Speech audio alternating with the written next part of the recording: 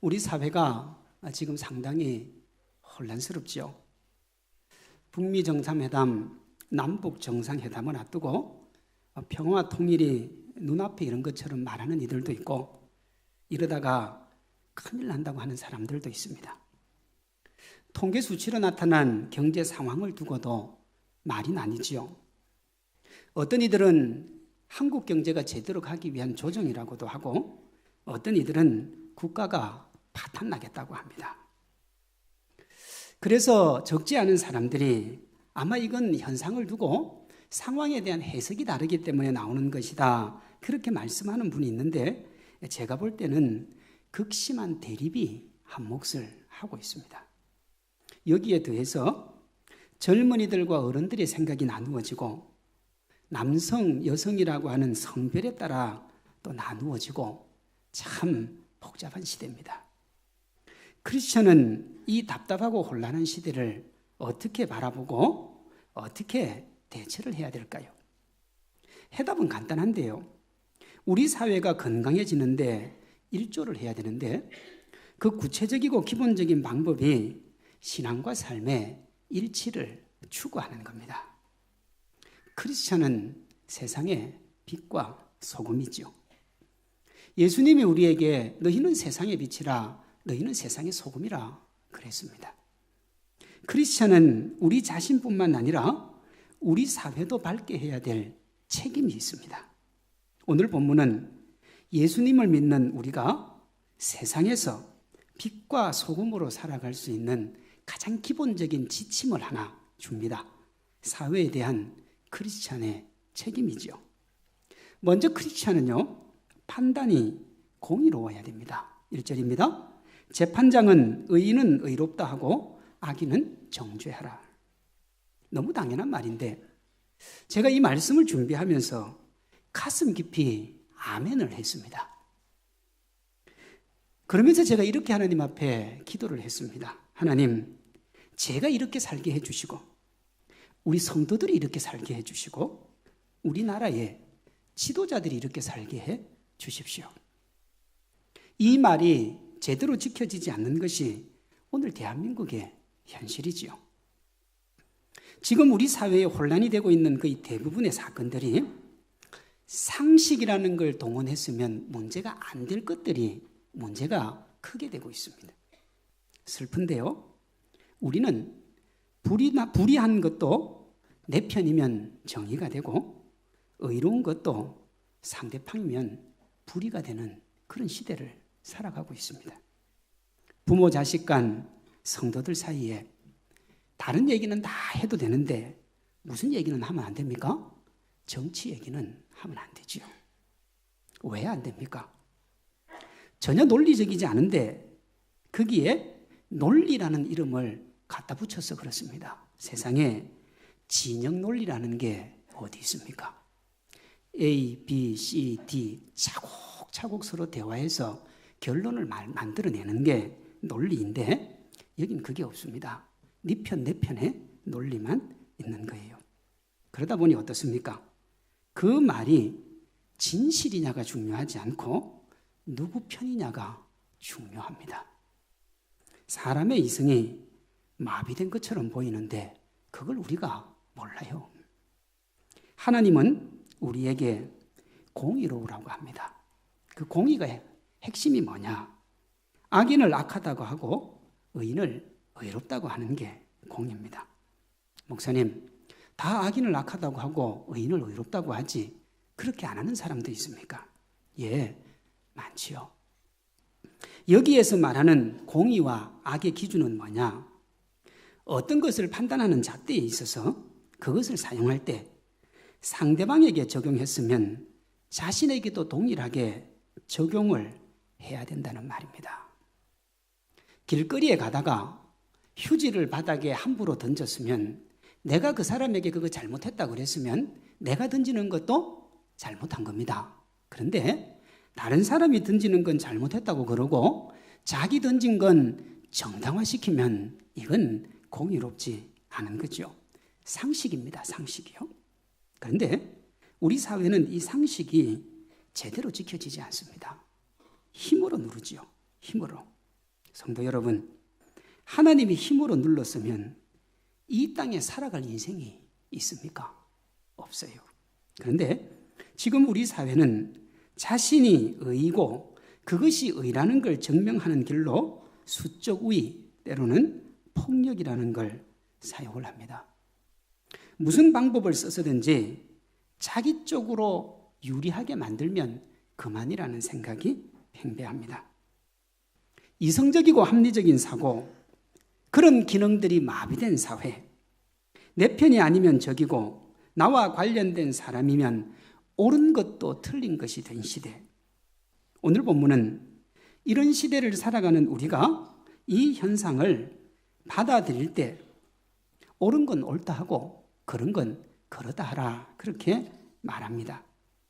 출애굽기 23장 2절은 이것을 이렇게 말합니다. 다수를 따라 악을 행하지 말며 송사에 다수를 따라 부당한 증언을 하지 말라.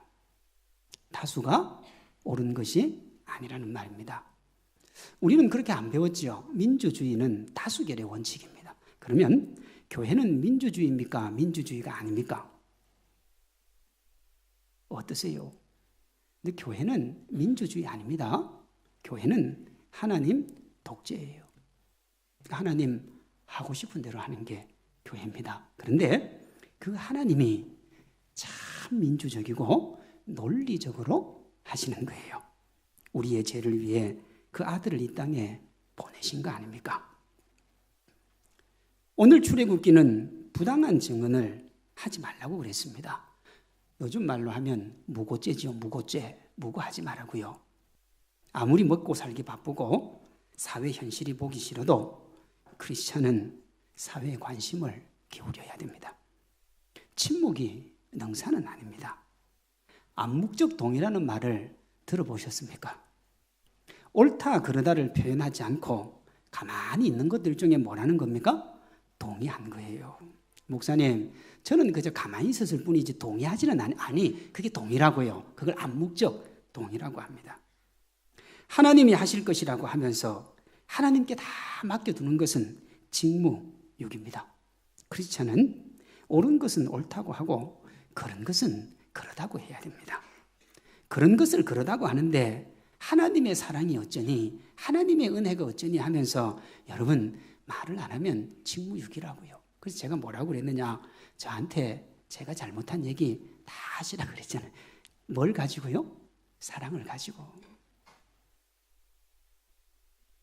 이 당연한 것만 해도 우리 사회는 건강해집니다. 우리 모두는 온 우주 만물의 왕 되시는 하나님의 백성이고 이 땅에 공의와 정의가 흐르게 만들 책임이 있기 때문에 옳은 건 옳다, 그런 건 그러다, 그렇게 하시는 하나님의 사람들 되기를 소망합니다. 물론 이 기준이 뭡니까? 성경이어야 됩니다. 어디 세상에서 가르치는 그 기준을 가지고 와서 옳은 건 옳다, 그러면 그러다, 그렇게 하면 안 되고요. 말씀을 기준으로 그렇게 해야 된다 말입니다. 다음으로 일의 결과에 책임을 져야 됩니다. 모든 결정에는 책임이 따르죠. 그것이 옳은 결정이든 그런 결정이든 예외가 없습니다. 그때 책임을 져야 돼요. 오늘 본문에 예수님 당시에 어떤 사람이 예수님에게 여인이 어떤 첫째 아들과 결혼을 했는데 그 아들이 자식이 없고 죽으면 둘째 아들, 셋째 아들, 넷째 아들 그렇게 결혼을 한 경우에 천국에 가면 누구의 아내가 되느냐 그 질문을 했던 그 이유를 오늘 본문이 말해줍니다.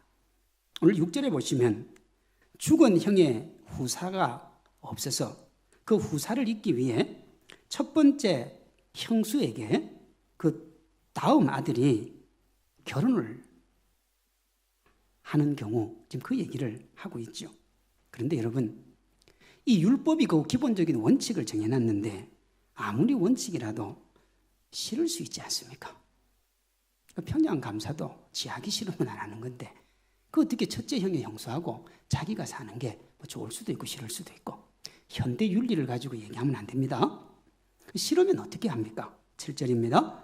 그 형제의 아내 취하기를 절개하지 아니하거든 형제된 의무를 행함치 아니하면 침뱉음을 당하고 이름을 신복기운 자의 집이라 칭하는 치욕을 겪어야 됩니다.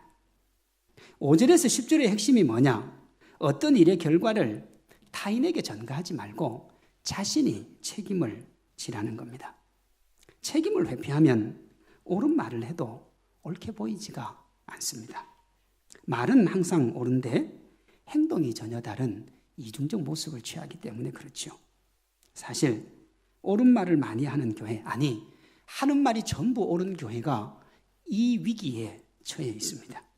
오늘날 많은 사람들은 옳은 말을 하는 교회를 향해서 예, 그렇게 하지요 라고 하지 않고 너나 잘하세요 그렇게 이야기합니다. 말하지 말고 행동하며 살라는 겁니다. 크리스찬과 교회는 이런 말을 세상 사람으로부터 들으면 안 되는데 실상은 자주 듣고 있습니다. 성도 여러분, 세속의 가치로 세워진 거룩은 없어요. 어떻게 세속의 가치로 거룩한 것이 세워집니까? 이렇게 하나님을 우습게 만들어 놓고는 하나님의 영광을 외치는 궤변을 늘어놓으니 손가락질을 당한 겁니다. 처녀가 아기를 낳아도 이유가 있지만 여기에서는 핑계를 댈 수가 없는 거예요. 기독교를 향한 비판이 그렇게 틀리지 않았기 때문에 그렇습니다. 제 말이 아닙니다. 여기에 대해서 고 옥하는 목사님이 그 중심에 있던 2007년 평양 부흥 100주년 기념대회 설교에서 이런 말씀을 하셨습니다. 한국 교회는 목숨을 아끼지 않고 충성하는 목회자가 참 많습니다. 말씀대로 살아보려고 헌신하는 평신도도 생각보다 많다는 것을 저는 잘 알고 있습니다. 그래서 만일 누가 오늘의 한국 교회를 보고 행위가 죽었다고 하면 저는 그 말을 절대로 믿고 싶지 않은 사람 중에 하나입니다. 그렇지만 저의 이러한 확신을 흔들어 놓는 심각한 사실이 있습니다. 일반적으로 사람들은 예수님을 믿는 우리가 자기들보다 더 정직한 데가 어디 있느냐고 따져 묻습니다. 기가 막히게도 우리는 이러한 비난을 받으면서 한마디 변명도 제대로 못하고 있는 실정입니다. 이처럼 교회가 짠맛을 잃으면 우리보다 더 악한 세상 사람들의 발에 짓밟히도록 내던지는 것이 주님의 징계요 심판입니다. 지금 주님께서 한국교회를 보시면 뭐라고 하실까요? 이름은 살았으나 행위가 죽었다고 책망하지 않으실까요? 안타까운 것은 10여 년이 지났지만 한국교회 현실은 그때보다 더하면 더했지 덜하지 않다는 것이 더 심각한 문제입니다. 이런 세상과 교회의 현실에서 우리는 다음의 두 가지를 가슴에 새겨야 됩니다. 하나는 어떤 일이든지 결과가 있고 누군가는 그 결과에 책임을 져야 된다는 겁니다. 책임지는 사람이 없으면 추해집니다. 계속해서 타인에게 손가락질하면 볼성 사나워지는 거예요. 오늘 우리가 살아가는 시대에서 교회가 손가락질을 당하는 부분이 있습니다. 그것이 정말 교회가 잘못한 부분에 대한 비판이라면 변호하고 감추기보다 겸허히 수용하고 책임을 져야 됩니다. 변명할 수 있지요. 어쩔 수 없었다고 말할 수 있습니다. 이해됩니다. 그러나 그러면 그럴수록 추하고 볼성 사나워지는 겁니다. 저는 오늘날 소수의 교회들 때문에 한국 교회가 도매금으로 넘어가는 이 추함과 볼성 사나운 모습이 너무 속이 상합니다.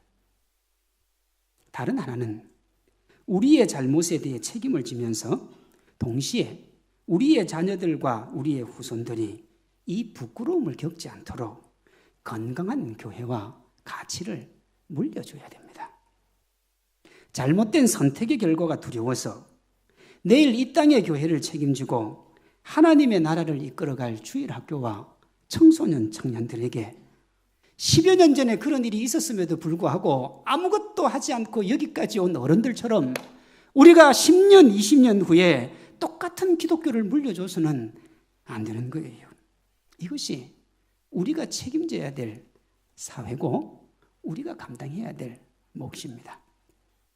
우리 사회에 대한 책임을 지는 다양한 방법들이 있겠죠. 가장 근본적이고 성경적이며 지금 당장 실천할 수 있는 것이 뭐냐? 마태복음 28장에 예수님이 우리에게 주신 지상명령입니다. 그 지상명령은 두 단계로 우리가 실천을 해야 됩니다. 첫 번째 단계는 우리가 먼저 예수님의 가르침을 지키는 크리스찬이 되는 거예요. 예수님의 지상명령의 핵심이 뭐냐?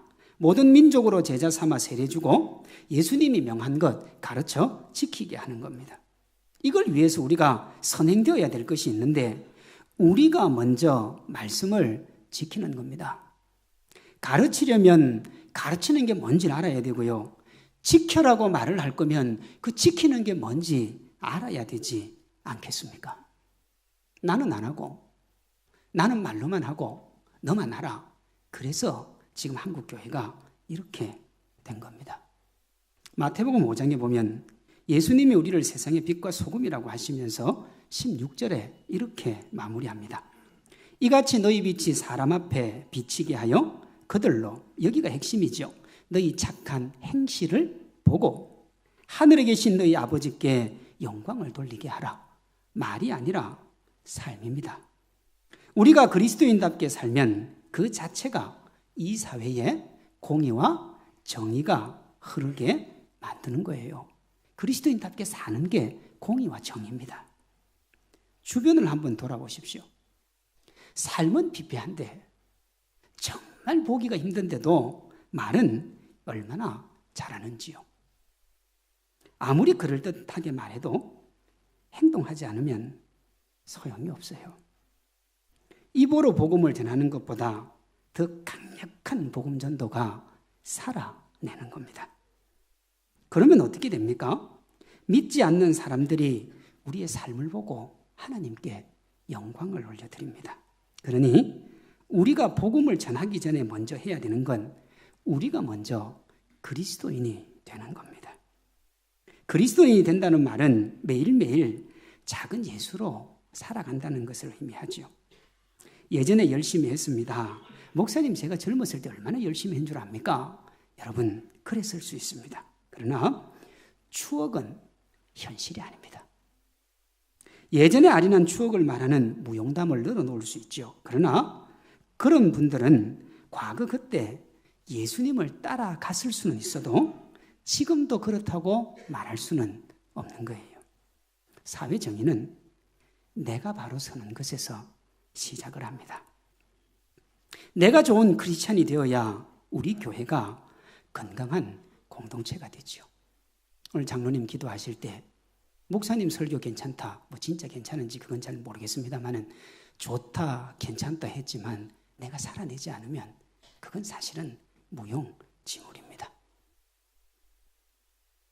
내가 신실한 그리스도인이 아니면서 우리 교회가 좋은 공동체가 되기를 원하는 만큼 모순적인 건 없고요. 우리 교회가 좋은 교회가 아니면서 이 땅의 기독교가 희망의 등불이 되기를 바라는 것만큼 모순적인 것도 없습니다. 우리의 거짓된 신앙을 타인의 신앙에 기대어 살고자 하는 얄팍함이 그 안에 배어 있기 때문에 그렇습니다. 이 땅의 크리스찬들은 타인을 향한 비판과 판단을 멈추고 자신의 신앙과 삶을 돌아봐야 됩니다. 돌아보면서 혹시 무너진 신앙의 담이 있으면 그것에 솔직해져야 됩니다. 저도 20대 신학을 시작하고 30대 때 화려할 때요. 한국교회 얼마나 비판 많이 했는지 모릅니다. 정말 잘했습니다. 잘하게 생겼잖아요.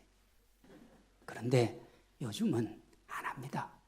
왜 안 합니까? 어느새 제가 이 교회를 책임져야 될 이 땅의 기독교에 책임이 있는 자리에 서고 말았습니다. 그러고 보니 항상 내가 뭘 잘못하고 있나? 내가 뭘 더 해야 되나? 내가 어떻게 나아가야 되나? 그걸 고민하지 한국교회, 그렇게 잘 안 합니다. 무너진 신앙의 담을 무너지지 않았다고 말하기보다는 말씀 안에 자신을 비추며 무너진 곳, 수축해야 될 곳 세우는 것이 우리의 사명입니다. 제가 이런 글을 본 적이 있습니다. 오늘날 사람들은 정신없이 뛰어간다. 왜 뛰는지 어디로 뛰는지 상관이 없다. 남들이 뛰니까 뛴다. 안 뛰면 나만 바보 같고 우리 집 아이만 바보 될 것 같아서 뛰어간다. 지치고 피곤한데도 쉬지 않고 뛴다. 그만 뛰고 싶고 쉬고 싶은데 멈출 수가 없다. 낙오자가 될 것 같은 강박관념 때문에. 그래서 멈추기는커녕 쉬고 있는 사람들을 비판하면서 뛰고 있는 것이 현대인이다. 행복하냐고 물으면 대답도 못하면서 행복한 채 열심히 뛴다. 열심히 달리니까 행복한 것이 아니냐고 스스로 속이면서 뛰고 있는 것이 현대인이다. 세상 사람들이 살아가고 있는 삶을 묘사한 거죠. 이렇게 바쁘고 분주한 사람들이 어느 날 자기가 뛰고 있는데 주변에 뛰지 않는 사람이 보이는 거예요. 그래서 그들에게 물어봅니다. 다 뛰고 또 뛰고 또 뛰어도 행복해하지 않는데 어떻게 당신은 뛰지 않고도 행복합니까? 어떻게 당신은 그렇게 여유가 있습니까? 그때 예수님 안에 있는 우리 안에 있는 그 예수님, 우리가 그분을 소개하는 겁니다. 주님 안에 있으면 그렇게 분주하지 않아도 됩니다. 주님 안에 있으면 그렇게 뛰지 않아도 됩니다. 이것이 전도입니다. 우리의 삶을 보고 예수님을 소개받은 이가 교회로 와서 세례를 받고 예수님의 가르침을 지키게 하므로 우리 같은 예수님의 제자가 되게 하는 것. 그러면 그들이 우리처럼 살아서 또 다른 사람에게 복음을 전할 수가 있습니다.